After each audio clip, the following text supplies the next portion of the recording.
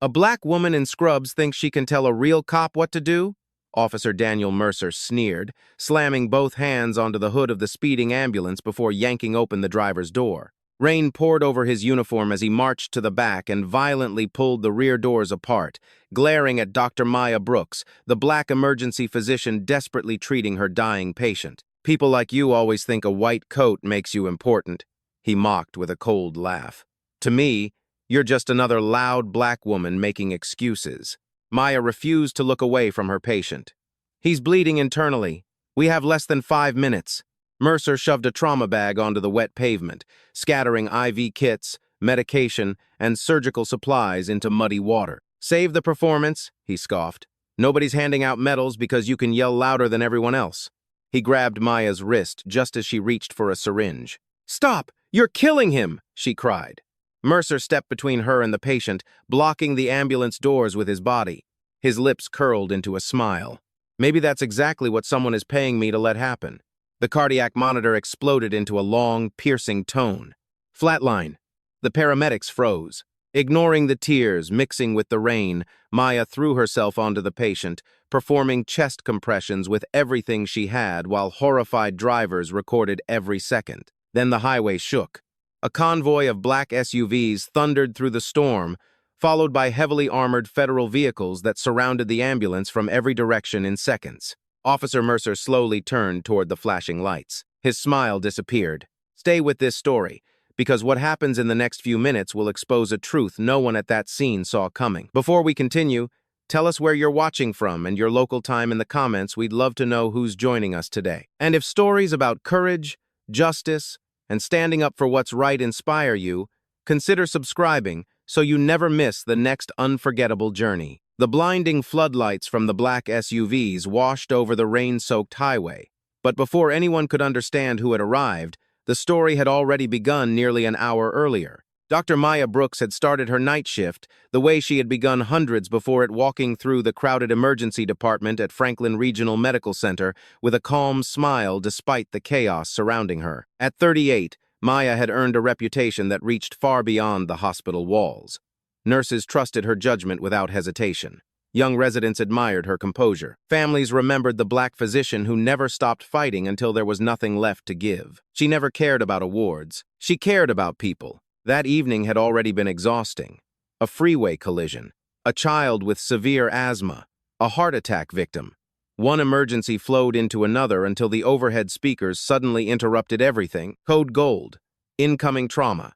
Estimated arrival 2 minutes. Every conversation stopped. The trauma team rushed into position. When the ambulance doors burst open, paramedics wheeled in a middle-aged man covered in blood. His expensive suit had been sliced open by trauma shears. Glass fragments glittered across his chest, and his blood pressure was dropping by the second. "What happened?" Maya asked while slipping on fresh gloves. "Vehicle explosion," one paramedic answered.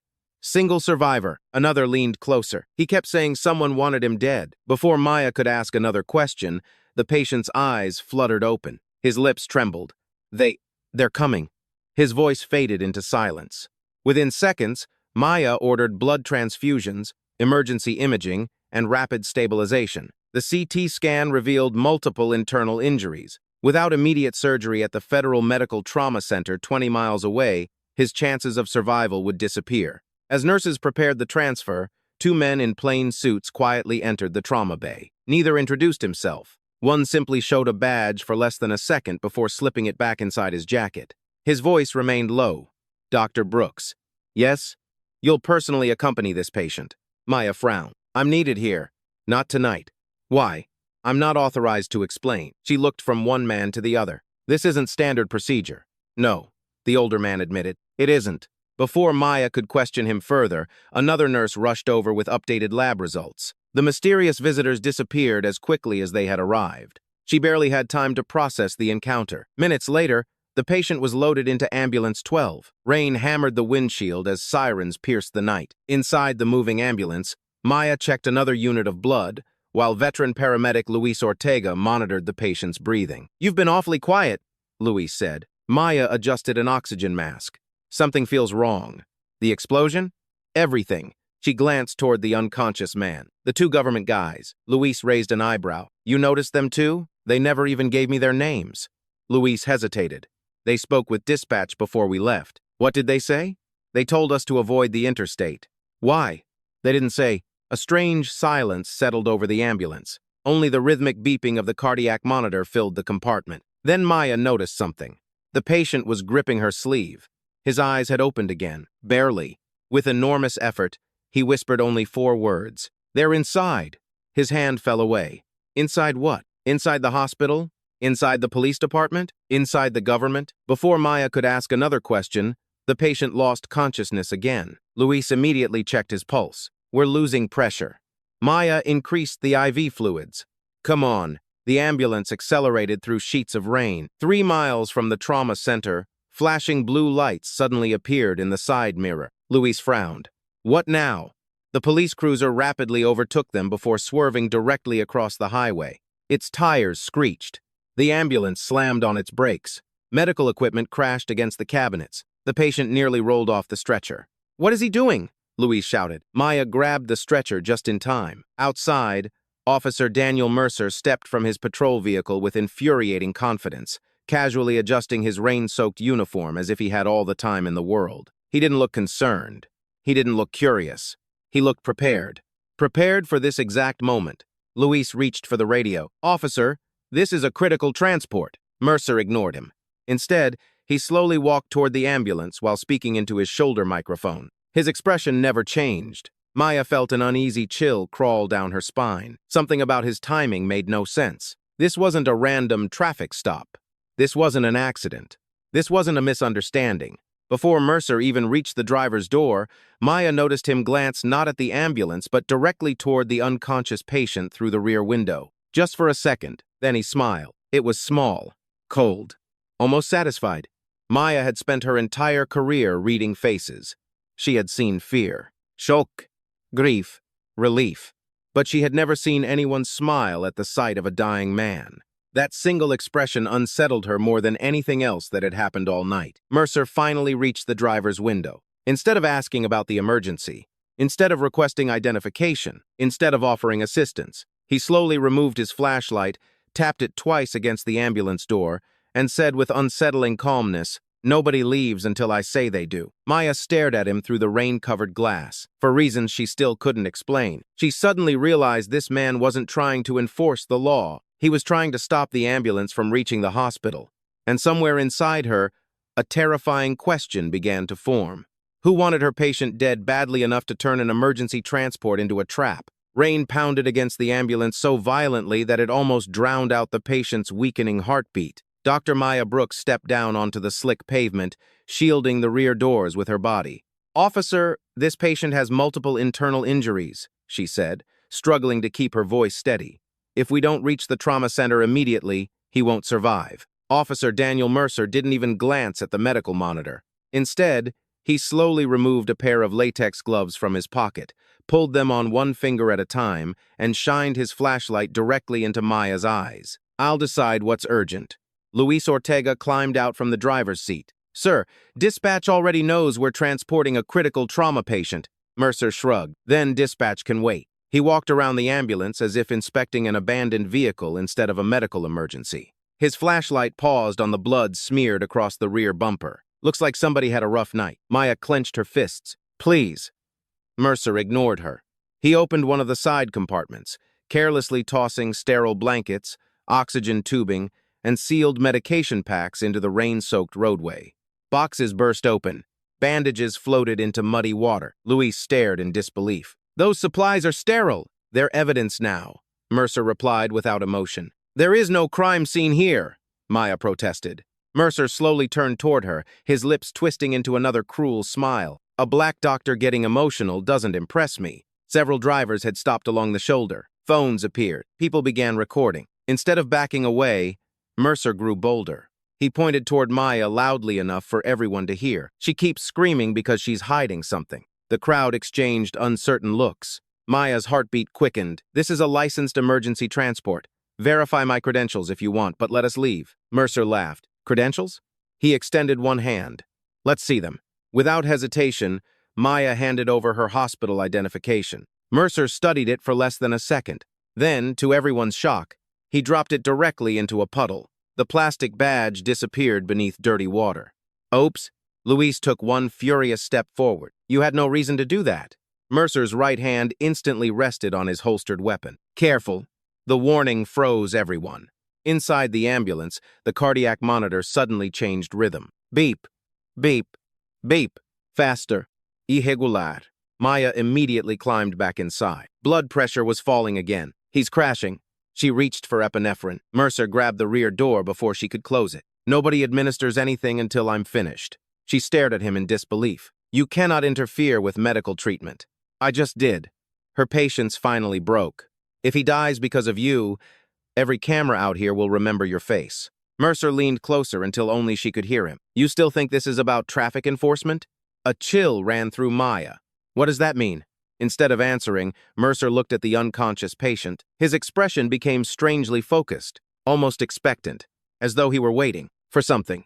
Maya followed his eyes. The patient's fingers were moving, tiny involuntary twitches. Then, with enormous effort, the man slowly opened his eyes. His lips barely moved. Maya bent closer. What is it? His voice was little more than air. Phone. What phone? He swallowed painfully. Under. Before he could finish, his entire body stiffened. The monitor erupted into a violent alarm. Luis looked up. We've lost his pulse! Everything happened at once. Maya threw herself over the patient. Start compressions. Luis ripped open the emergency airway kit. Another paramedic prepared the defibrillator. Outside, Mercer folded his arms. He never called for backup. He never requested another ambulance. He simply watched. 1. Full. 3 minutes of desperate CPR. Sweat mixed with rain on Maya's face as she counted compressions. Come on. Nothing. Luis charged the paddles. Clear. The patient's body jerked violently. Still nothing. Again. Clear. A second shock echoed through the ambulance. The monitor hesitated. Then, a faint heartbeat returned. Everyone inside released a breath they didn't realize they had been holding, except Mercer. His jaw tightened. For the first time all night, he looked disappointed. Maya noticed. She couldn't ignore it anymore. Normal officers celebrated when lives were saved. Mercer looked frustrated. Why? Before she could think further, another patrol cruiser pulled up behind his vehicle. 2 younger officers stepped out. One glanced into the ambulance. What happened? Mercer answered before anyone else could speak. Possible criminal investigation. The rookie looked confused. Against who? Mercer pointed directly at Maya. Here. The word stunned everyone. Luis exploded. She's trying to save his life. Mercer calmly removed a pair of handcuffs from his duty belt. If she interferes again, he let the metal cuffs dangle where Maya could clearly see them. I'll arrest her for obstructing a police investigation. The rookie officer hesitated. Sir, should we maybe let EMS transport first? Mercer's stare became ice cold. Did I ask for your opinion? The young officer immediately fell silent. Maya looked from one face to another. Fear was spreading. Not because Mercer was right, because no one was willing to challenge him. Then, almost unnoticed beneath the stretcher, veteran paramedic Luis quietly reached toward a small black emergency switch hidden under the frame. Without looking at anyone, he pressed it. No light flashed. No alarm sounded. Nothing appeared to happen. Mercer never noticed. But somewhere far away, a secure signal had just been transmitted. Maya didn't know what Luis had done. She only saw him give the slightest nod before returning to the patient's side. Outside, thunder rolled across the dark sky. Far beyond the highway, a faint rhythmic sound began echoing through the storm. It wasn't thunder. It wasn't traffic. It sounded like helicopter blades cutting through the rain. And Officer Daniel Mercer, who had looked completely confident only moments before, slowly lifted his head toward the sky. For the first time, his expression changed. The distant thumping of helicopter blades grew louder with every passing second. Officer Daniel Mercer looked toward the dark sky for only a moment before forcing a confident smile back onto his face. It's probably the news, he muttered. But Dr. Maya Brooks noticed something else. For the first time that night, Mercer looked uncertain. Inside the ambulance, the patient remained unconscious. His heartbeat had returned, but only barely. Luis checked the monitor again. Heart rate's unstable. Oxygen saturation, 81 and dropping. Maya immediately adjusted the ventilator and hung another unit of blood. Come on, stay with me. The patient suddenly began convulsing. His blood pressure collapsed again. Luis cursed under his breath. "We're losing him." Maya grabbed another syringe. "I need norepinephrine." She pushed the medication into the IV line while another paramedic stabilized the airway. Seconds later, the monitor began climbing. 30. Forte. 50 beats per minute. Luis finally released a long breath. "We've got him back." Before anyone could celebrate, bang! The rear ambulance doors flew open. Mercer climbed inside without permission. I said nobody touches the patient. Maya stood directly in front of him. "I just saved his life." "You disobeyed a lawful order. There is no law that allows you to stop emergency treatment." Mercer stepped closer until they were only inches apart. "You think anyone's going to believe you over a police officer?" The words hung heavily inside the ambulance. Maya stared into his eyes. For the first time, she wasn't simply angry. She was afraid. Not for herself, for her patient. Because Mercer wasn't acting like someone trying to enforce procedure. He was acting like someone desperately trying to delay something. Or someone. Outside, the rain continued pouring as more civilians gathered behind the patrol cars. Nearly everyone had a phone raised. Videos streamed live across social media. Comments flooded in. "Why are police stopping an ambulance? That patient is dying. Let the doctors work." Mercer noticed the growing audience. Instead of backing down, he became even more aggressive. He turned toward the crowd and shouted, "This ambulance is under investigation. Anyone interfering may be detained." Several people stepped backward. Others kept filming. One elderly woman yelled, "She's trying to save a man's life." Mercer ignored her. He reached toward the patient's blanket. Maya instantly caught his wrist. "Don't." Their eyes locked. For 2 long seconds, neither moved. Luis quietly shifted his body closer. The other paramedics exchanged nervous glances. One wrong move. Everything could explode. Mercer's radio suddenly crackled. Static. Then a voice. "Unit 12? Status?" Mercer grabbed the microphone before anyone else could respond. "Situation under control." A pause followed. "Confirmed transport delay?" Mercer's answer came too quickly. "Confirmed." "Maya froze." "Transport delay?" Nobody from normal dispatch would ask that question. Dispatch would ask about patient condition, estimated arrival, medical support, not transport delay. Mercer immediately realized what he had revealed. He switched channels. Too late. Maya had heard enough. She looked toward Luis. He had heard it too. Neither said a word, but both now knew the same thing. This stop had been planned. Inside the ambulance, the unconscious man's fingers twitched again. His eyes slowly opened. Barely. He struggled to focus.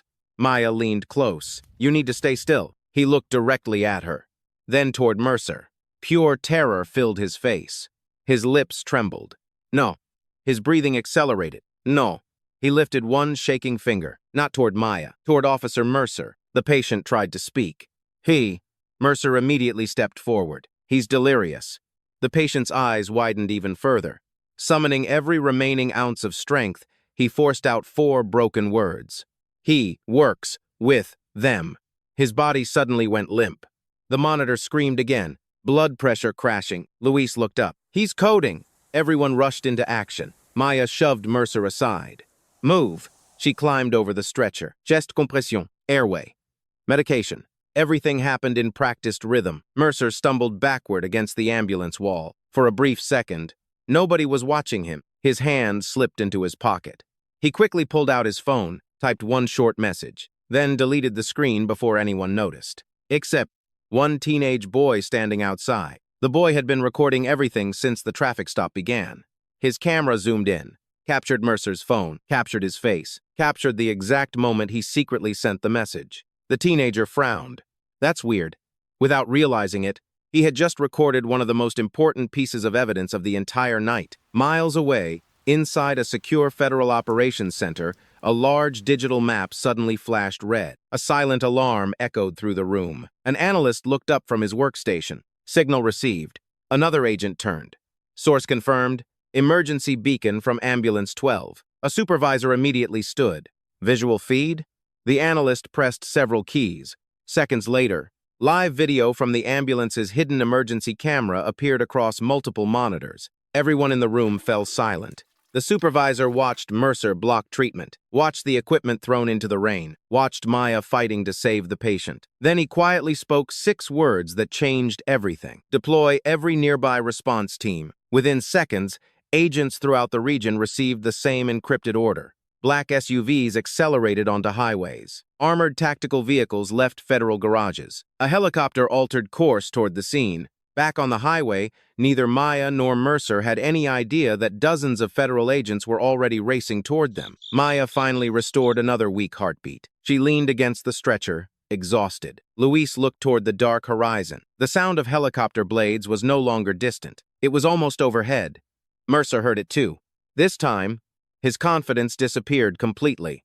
Then, beyond the curtain of rain, flashing landing lights appeared in the sky. And for the first time that night, Officer Daniel Mercer whispered words no one else was supposed to hear. "No, they're here already?" The rhythmic thunder of helicopter blades now dominated the storm. Every person on the highway looked toward the dark clouds. Every person except Officer Daniel Mercer. He wasn't watching the sky anymore. He was watching his watch. His fingers tapped nervously against his duty belt. 5 seconds. 10. 15. As though he were waiting for someone else to arrive before the helicopter did. Dr. Maya Brooks noticed every movement. She had spent years studying tiny changes in breathing, posture, and eye movement to recognize trauma in patients. Now she was seeing something entirely different. Fear. Not the fear of making a mistake. The fear of running out of time. Luis quietly leaned beside her. "You see it too?" She nodded. "He's expecting someone." Before either of them could say another word, another pair of headlights appeared through the rain. A black pickup truck slowed beside the police cruisers. 2 men stepped out. Neither wore uniforms, dark jackets, baseball caps pulled low. Neither looked toward the gathering crowd. Instead, both looked directly into the ambulance. Mercer's shoulders visibly relaxed. He walked toward them immediately. The 3 men spoke only a few feet away, their voices nearly drowned by the rain. Maya couldn't hear the conversation. But she didn't need to. The body language said enough. Mercer wasn't questioning them. He was taking instructions. One of the strangers pointed toward the ambulance, then toward the hospital in the distance. Mercer nodded once. The men returned to the truck without another word. Instead of leaving, they parked behind the patrol cars. Waiting. Luis frowned. "Those aren't police." "No, they're here for him." Maya looked at her unconscious patient. Or maybe, they were here because of him. Inside the ambulance, another alarm sounded. Oxygen saturation had dropped below 78. Luis immediately adjusted the ventilator. "We need to move now." Maya checked the patient's pupils. Still reactive. Barely. She opened another medication kit. Just as she reached for a syringe, Mercer climbed back inside. "I told you treatment stops." Maya didn't even look up. "I'm done asking your permission." She inserted the medication. Mercer's face hardened. "I warned you." He grabbed her shoulder. Hard. She jerked free. "Take your hands off me." Instead, Mercer reached for the syringe. It slipped from Maya's hand. The medication splashed across the ambulance floor. "No." Luis stared in disbelief. "Do you have any idea what you've done?" Mercer shrugged. "Accidents happen." Maya's patience snapped. "That medication could have kept him alive." Mercer's expression remained completely blank. "Then find another one." The paramedics searched frantically through the remaining supplies. Nothing. That had been the last preloaded syringe. Maya improvised another dose by drawing medication directly from a vial with trembling hands. Every extra second mattered. The patient's heartbeat weakened again. Beep, beep, longer gaps. Luis checked the monitor. Pressure's crashing. Maya pushed the medication. "Come on." Slowly. The heartbeat stabilized once more. Mercer watched silently. His disappointment was impossible to hide. For the second time that night, saving the man's life seemed to irritate him. Outside, dozens of people continued filming. Live streams spread across multiple social media platforms. Comments exploded by the thousands. "Why is that officer blocking an ambulance? Someone arrest that cop. The doctor is risking everything. This can't be legal." Several local news stations began rebroadcasting clips before anyone even understood the full story. Back inside the ambulance, the patient suddenly coughed violently. Blood stained the oxygen mask.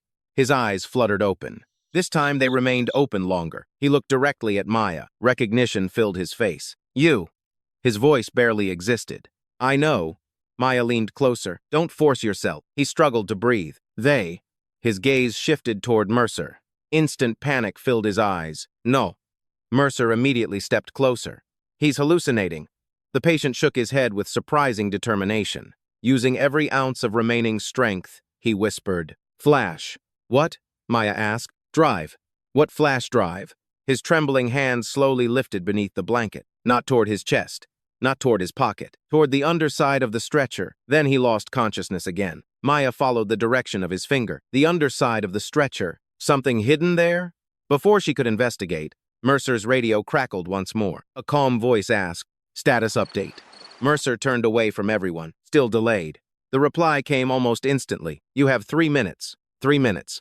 Maya's eyes widened. 3 minutes until what? Mercer looked at his watch again, exactly the same way he had been doing for the past several minutes. Louise quietly whispered, "He's counting down." She nodded. So are they. Neither knew who they were, but whatever was supposed to happen, it was close, very close. High above the highway, the helicopter finally broke through the clouds. Its spotlight swept across the rain-covered roadway. Every civilian looked upward. Mercer looked furious. "Not yet," he whispered. The helicopter did not land. Instead, it circled once, twice, as if searching, then disappeared behind the storm again. Mercer's confidence partially returned. They missed us. Maya wasn't so sure. Something about that helicopter felt deliberate, almost like it was waiting for confirmation. Meanwhile, 30 miles away, inside one of the speeding federal SUVs, Supervisory Special Agent Rebecca Sloan studied the live ambulance feed on a secure tablet. Every second of Mercer's actions had been recorded. The destroyed medical supplies, the blocked treatment, the physical intimidation, the mysterious visitors, the coded radio transmissions.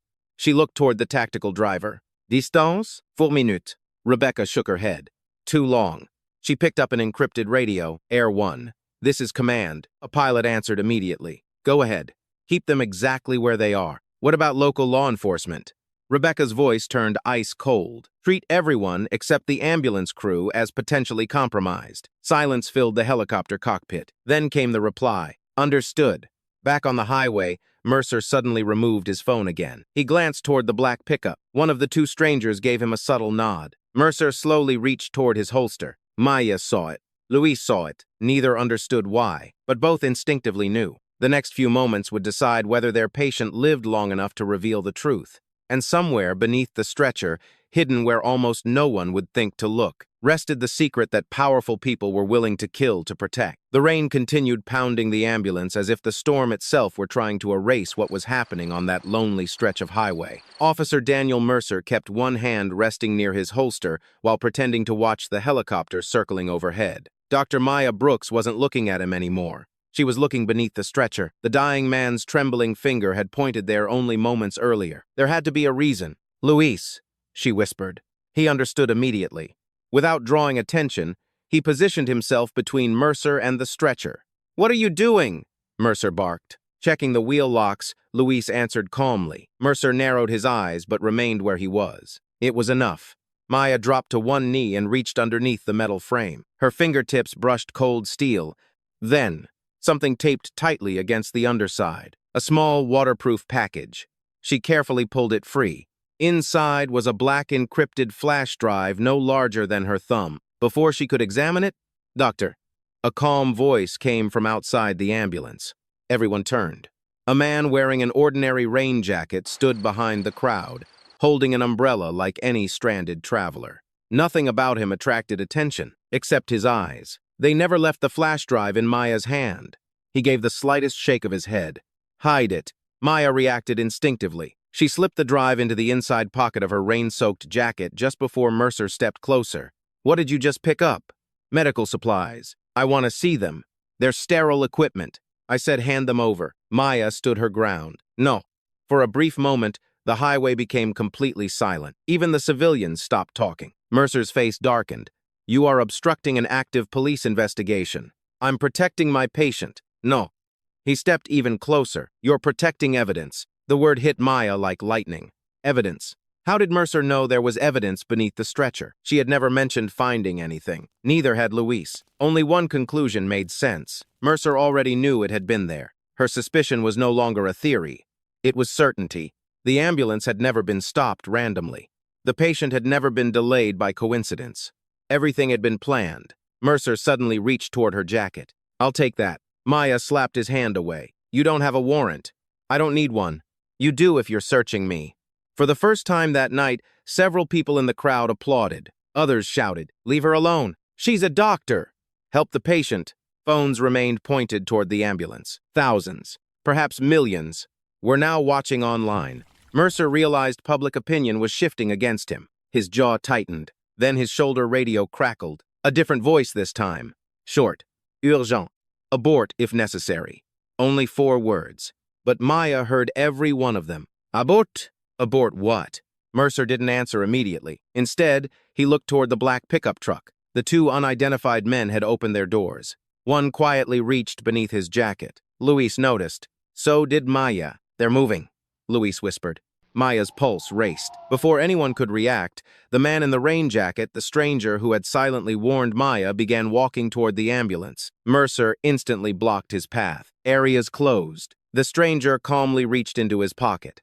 Mercer's hand flew to his weapon. So did the 2 men by the pickup. The entire crowd gasped.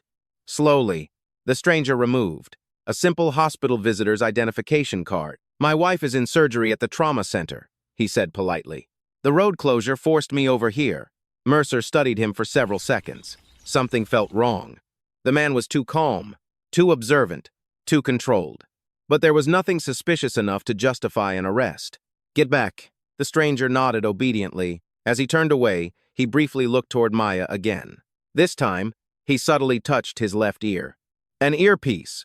It lasted less than half a second. Most people never would have noticed. Maya did, whoever he was. He wasn't an ordinary civilian. He was watching Mercer, not her. Inside the ambulance, the patient suddenly inhaled sharply. His eyelids fluttered. Maya, Louise called. She rushed back. The man looked terrified. Not confused. Terrified. He grabbed Maya's sleeve with surprising strength. His breathing became ragged. They know. It's okay, Maya whispered. No. He shook his head desperately. They know. Who? He coughed violently. Blood stained his lips. Then, forcing out every remaining ounce of strength, he whispered, The judges. Maya froze. Judges? Before she could ask another question, he added 2 more words. Not police. His grip loosened. He slipped unconscious again. Maya stared at him. This conspiracy was bigger than corrupt officers. Much bigger. Mercer had been trying to silence someone connected to judges, government officials, perhaps even federal contract. The flash drive suddenly felt far more dangerous than she had imagined. Miles away, Supervisory Special Agent Rebecca Sloan continued watching the encrypted ambulance feed. She replayed the patient's final words. The judges. Her expression changed instantly. She looked toward another agent. Cross-reference operation, Iron Ledger. The analyst's fingers flew across the keyboard. Seconds later, a classified file appeared. The analyst swallowed hard. Oh my God. Rebecca looked at the screen. The patient's photograph appeared beside another identity. Nathan Ellis, former Chief Financial Officer of Horizon Biomedical Systems, federal protected witness, scheduled to testify in 48 hours, against 8 corporate executives, 3 state officials, 2 judges, and multiple members of local law enforcement. Rebecca immediately grabbed her radio. All units. Her voice became sharp. The witness is confirmed. She paused only long enough to take a breath. Priority level has changed. What level? The tactical commander asked. Rebecca answered without hesitation. Level black. The SUV driver accelerated harder. Sirens remained off. Lights remained dark. No one on the highway could know they were coming. Back at the ambulance, Mercer suddenly looked at his watch again. His phone vibrated. He read the message. Every trace of confidence vanished from his face. He slowly looked toward the helicopter still circling overhead. Then toward the highway behind him, far beyond the curtain of rain. Tiny flashes of white headlights appeared. Not 1 pair, not 2. En un tir convoi. Mercer's breathing became shallow. He whispered almost to himself, they weren't supposed to get here this fast. And for the first time since stopping the ambulance, Officer Daniel Mercer took 1 small step backward. Officer Daniel Mercer stared at the approaching headlights before forcing himself to breathe normally. No, he muttered under his breath. I still have time. He turned sharply toward the 2 men waiting beside the black pickup. One barely nodded. That was all the confirmation Mercer needed. His expression hardened once again. He wasn't going to run. He was going to finish what he had started. Mercer marched back to the ambulance and pointed directly at Dr. Maya Brooks. Step away from the patient. Maya didn't move. I said, step away. My patient is alive because I ignored you. Mercer's jaw tightened. You're under investigation for interfering with law enforcement. Louise stepped between them. That's absurd. Mercer immediately pulled out his handcuffs. Then both of you can explain yourselves downtown. The metallic click echoed through the ambulance. Several people in the crowd gasped. A woman shouted, "She's saving his life!" Another man yelled, "Everyone's recording this!" Mercer didn't care. He grabbed Maya's wrist. "You're under arrest." She jerked her arm free. "I haven't committed a crime. You'll let the court decide that. I'll let every camera here decide what really happened." Mercer's eyes flashed with anger. Without another word, he lunged forward and snapped one cuff around Maya's left wrist. The cold steel locked with a sharp click. Luis immediately grabbed Mercer's forearm. "You've lost your mind!" Mercer shoved him backward. Luis slammed into the ambulance wall. Medical trays crashed onto the floor. The patient suddenly began seizing violently. His oxygen tubing slipped free. "Maya!" one paramedic shouted. Ignoring the handcuff hanging from her wrist, Maya rushed back toward the stretcher. Mercer blocked her path. "No treatment. He'll die. That's not your decision anymore." Maya looked directly into his eyes. For the first time all night, she no longer saw an officer. She saw a desperate man cornered by the truth. "You aren't trying to arrest me," she said quietly. "You're trying to make sure he never reaches that hospital." Mercer's face remained expressionless, but the silence answered her. Outside, thunder shook the highway. The mysterious man in the rain jacket had quietly moved farther down the shoulder. His hand rested inside his coat, not on a weapon, on a concealed radio. He spoke only 3 words. "Target escalating now." Almost instantly, a calm voice answered through his earpiece. "Hold position." Back inside the ambulance, the patient suddenly opened his eyes again. This time they were clear, focused. He looked directly at Maya. With enormous effort, he whispered, "Pocket?" "My pocket?" He blinked once. "Your." Confused, Maya instinctively reached into the inside pocket of her rain jacket. Her fingers touched the encrypted flash drive. The patient gave the faintest nod, then whispered one final sentence. "Don't trust local." His eyes closed again. The monitor slowed. Luis immediately checked his pulse. "We're losing him again." Maya tried to move past Mercer. He refused. "I'm not asking again." She lifted the handcuff still hanging from her wrist. "If he dies while you stand here, every person watching this will know exactly why." For a split second, Mercer hesitated. Then his phone vibrated. He looked down. Only 2 words appeared on the screen. "Finish it." His face drained of color. The order hadn't come from him. It had come from someone above him. Someone who no longer cared whether he survived, only that the witness didn't. Mercer slowly slid his phone back into his pocket. Then he made the decision that would destroy his life forever. He reached for the patient's ventilator tubing. Luis saw it first. "What are you doing?" Mercer's fingers wrapped around the oxygen line. "If there's no witness." He never finished the sentence. The mysterious man in the rain jacket suddenly shouted, "Federal! Don't move!" Everything exploded into motion. Mercer instinctively spun toward the voice. The stranger had already produced a compact federal badge in one hand while reaching for his sidearm with the other. The 2 men beside the black pickup immediately fled toward their vehicle. Tires spun wildly across the wet pavement. The pickup roared onto the shoulder. At that exact moment, the helicopter's searchlight locked onto the fleeing truck like daylight. A deafening voice thundered from overhead. "Federal agents, stop the vehicle immediately!" The pickup accelerated instead. Seconds later, the distant convoy that Mercer had been watching burst through the rain. 1, 3, 6, 12 black SUVs raced onto the highway in perfect formation. Armored tactical vehicles followed close behind. Blue and red emergency lights ignited the storm. The civilians watching from the roadside stepped back in stunned silence. Mercer looked from the convoy, to the helicopter, to the federal agent now aiming directly at him. For the first time that night, he realized there was nowhere left to run. And inside the ambulance, while chaos erupted outside, Maya quietly slipped the encrypted flash drive deeper into her jacket. She had no idea what secrets it contained, but judging by the army of federal vehicles surrounding the highway, it was valuable enough to bring an entire conspiracy crashing down. Blue and red emergency lights exploded across the rain-soaked highway. The convoy of black SUVs came to a synchronized stop, surrounding every patrol car, the black pickup, and the ambulance within seconds. Doors flew open. Men and women in black tactical gear poured onto the pavement with astonishing precision. "Federal agents, drop your weapons!" The command echoed through the storm. Officer Daniel Mercer instinctively reached toward his holster. "Don't!" the undercover federal agent shouted. Mercer froze. More than 20 laser sights instantly settled on his chest. There was no escape.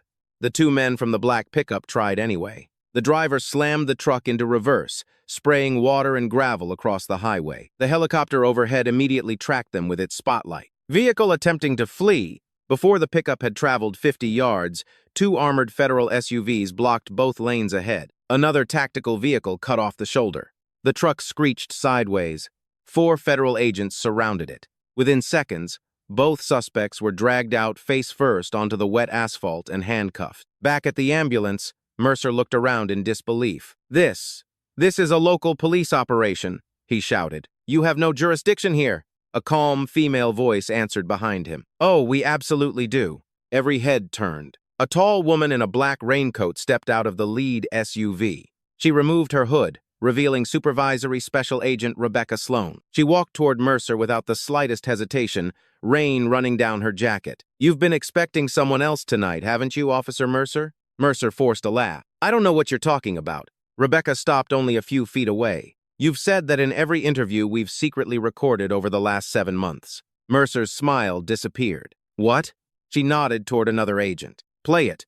An agent placed a rugged tablet on the hood of a federal SUV. Audio crackled through an external speaker. Mercer's own voice filled the highway. "Delay the transport." Another recording followed. "Keep him alive, only until we know where the drive is." Then another. "No witness. No testimony." The civilians standing along the roadside fell completely silent. Several looked at Mercer in horror. Luis slowly lowered his head. "So that's why." Maya stared at Mercer. Every terrible suspicion she had fought to ignore was suddenly real. Mercer wasn't acting alone. He had been following orders all night. Rebecca looked directly into his eyes. "You've obstructed emergency medical treatment. You abused your authority. You conspired to murder a protected federal witness. You tampered with an ongoing federal investigation." She paused, and every single second of it was recorded. Mercer's breathing became uneven. He glanced toward the patrol officers who had arrived earlier. Neither moved. Neither defended him. One of the younger officers slowly removed his own duty belt and placed it on the hood of his cruiser before quietly stepping away. "I didn't know," he said. "I swear I didn't know." Rebecca nodded once. "We know." Mercer suddenly shouted, "You don't have the evidence." Maya felt every federal agent's eyes shift toward her. Rebecca slowly turned. "Dr. Brooks." "Yes? Did the witness give you anything?" For a brief second, Maya hesitated. She remembered the dying man's trembling hand. The hidden package.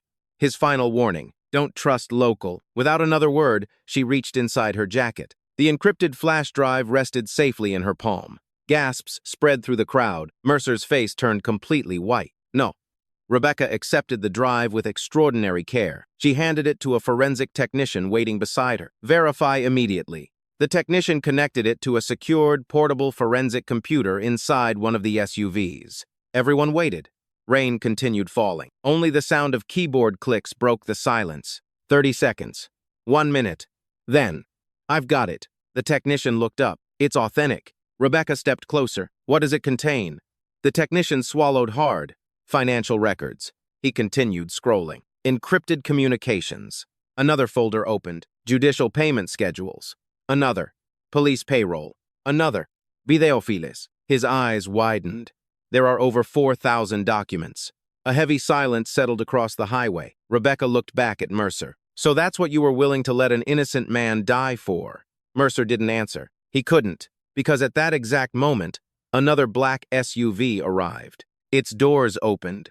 2 elderly men stepped out wearing dark business suits instead of tactical uniforms. Every federal agent immediately straightened. Rebecca herself nodded respectfully. The older of the two quietly looked toward the ambulance. "Is Nathan Ellis alive?" Maya answered before anyone else. "Barely." The man exhaled in visible relief.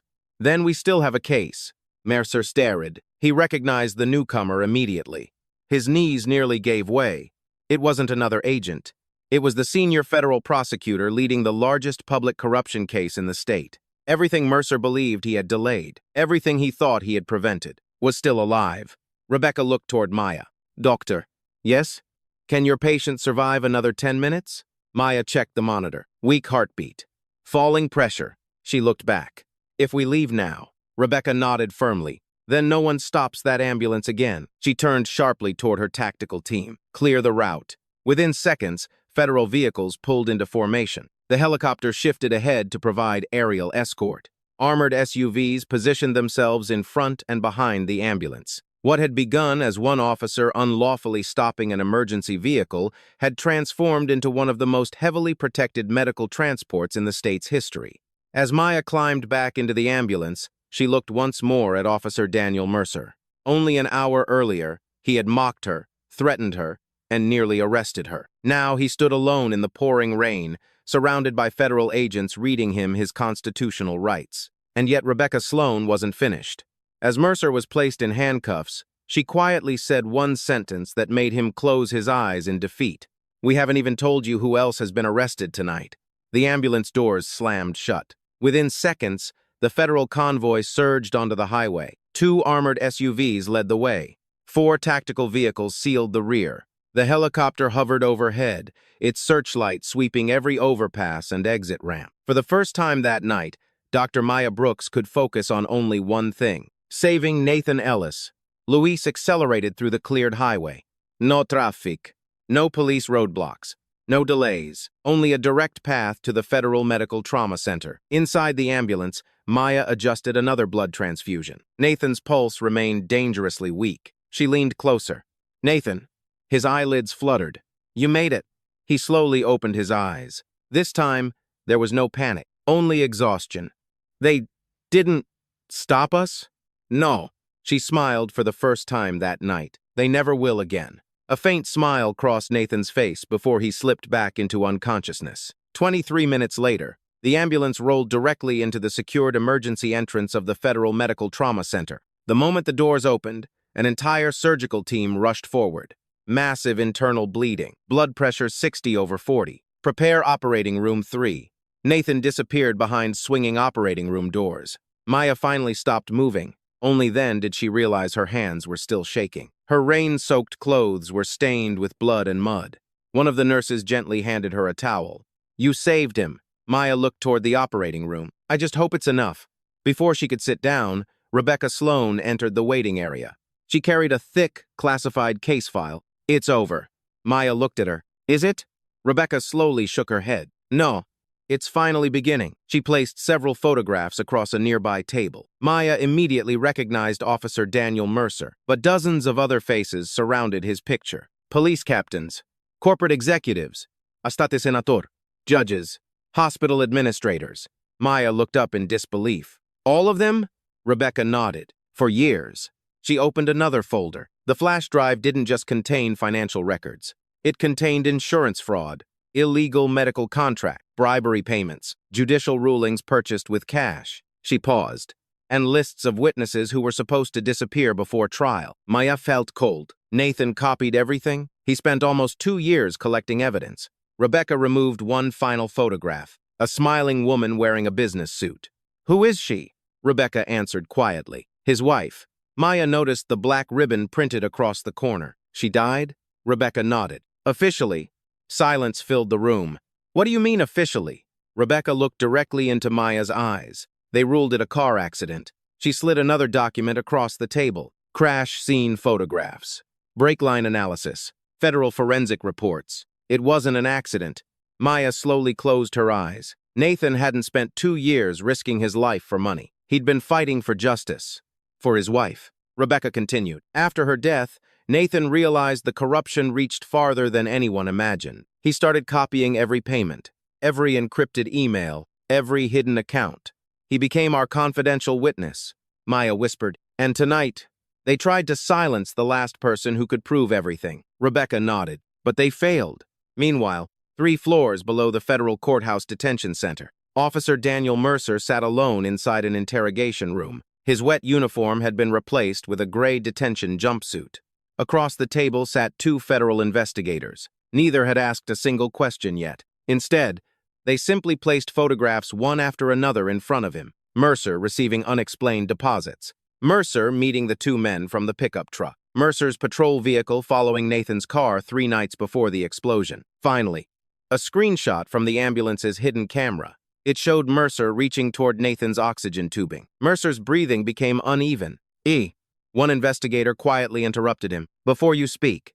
He pushed another folder across the table. Inside were signed arrest warrants. 1, 5, 10, 23 names. Mercer's eyes widened. They've all been arrested?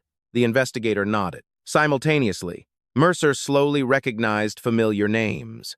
His lieutenant, his captain, a judge, the district procurement director, the chief financial officer of Horizon Biomedical Systems. Every person who had promised to protect him had been taken into custody within the same hour. His shoulders collapsed.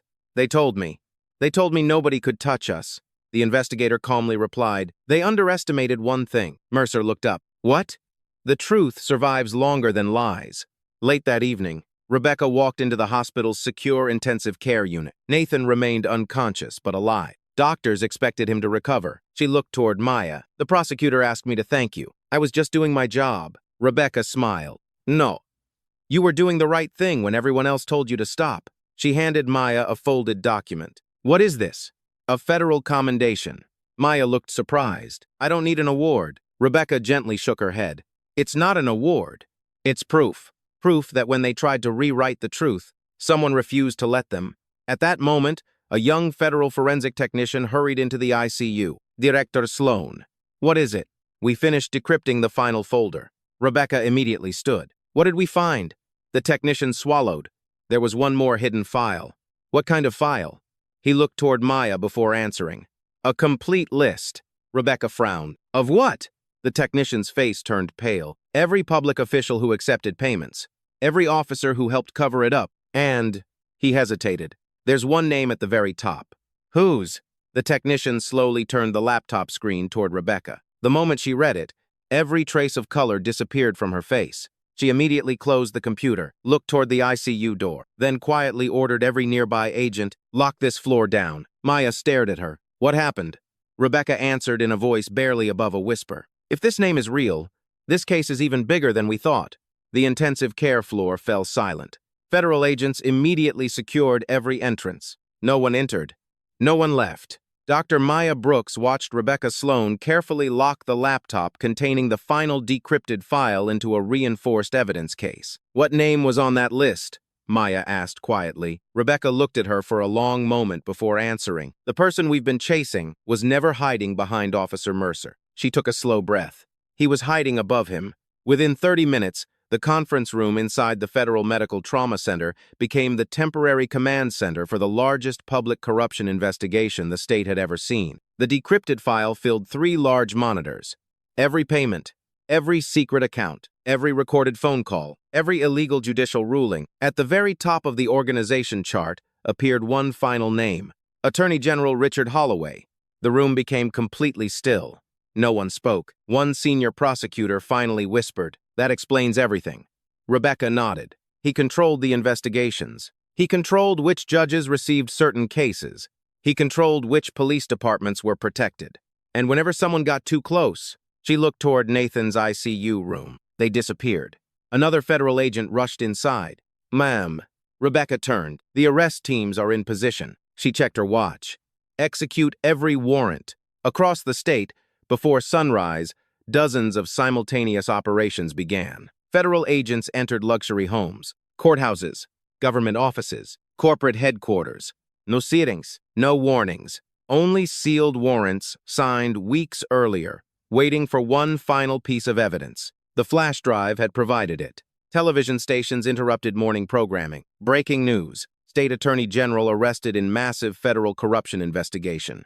Images flooded every network. Richard Holloway being escorted from his mansion in handcuffs. Police chiefs leaving headquarters surrounded by federal agents. Judges surrendering outside courthouses. Corporate executives escorted from glass office towers. The corruption network that had operated for years collapsed in a single morning. 3 days later, Nathan Ellis opened his eyes inside the intensive care unit. Maya was the first person he saw. He smiled weakly.